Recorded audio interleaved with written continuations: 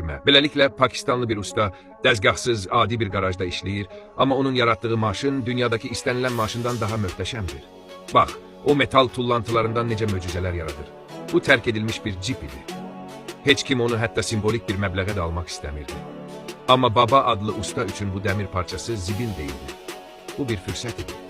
Baba işe başladı. Poladı nazik təbəqələr halında kəsdi, yeni elementlər hazırladı, onları yerində qaynaq etdi, bucaqları formalaşdırdı, zirehli maşın kimi kəskin olmalı idilər. Hər bir tikiş mükəmməl idi. Sonra kapot məsələsi. Kapot yox idi.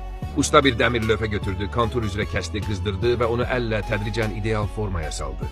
Elə bil ki, əvvəlcədən tökülmüşdü. O heç nəyi kapyalamırdı. Daha sonra kuzov, köhnə qapıların yerinə iki dəmir təbəqədən qaynaqlanmış tamamilə yeni qapılar hazırlandı. Çəkiclə yavaş-yavaş hər bir dalğanı hamarladı. Sonra boya, dərin, qara rəng. O sadəcə boyamadı, əl ilə cilaladı.